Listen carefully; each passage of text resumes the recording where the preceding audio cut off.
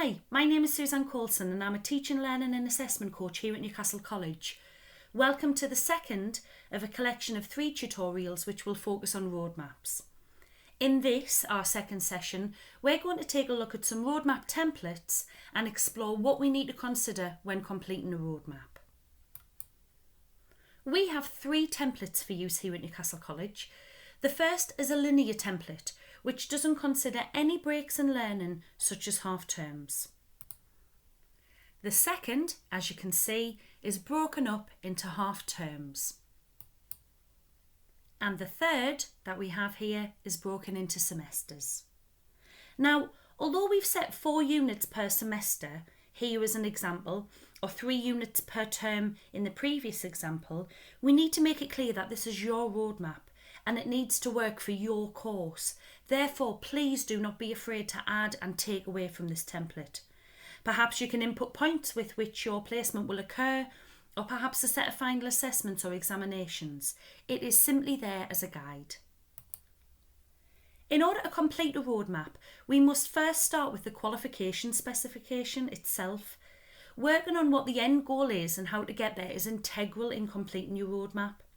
Once you have an understanding of your course requirements, that's when you can then organise your course content into their units or modules, as well as terms and semesters. Let's take a look at some examples. Here we have a great example from sport, where they've not only outlined the unit numbers, but they've also titled them so that students can be prepared for what's to come. We also have a range of images to support the visual side of learning. And as you can see down the left-hand side, there's acknowledgement of what progression routes there are in terms of further study, as well as what routes can be taken in terms of apprenticeships.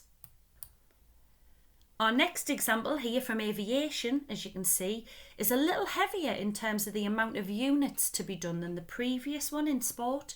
They've simply used the template to add more shapes to coincide with their course content. The roadmaps are simply a visual representation of your course content and qualification, a reference tool for both staff and students to explore and identify the journey ahead, as well as reflecting on where they've been.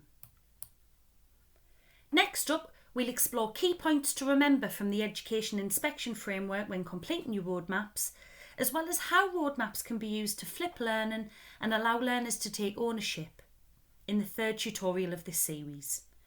Should you need any further guidance, please don't hesitate to contact myself, Suzanne Coulson, or any other member of the TLA team here at Newcastle College.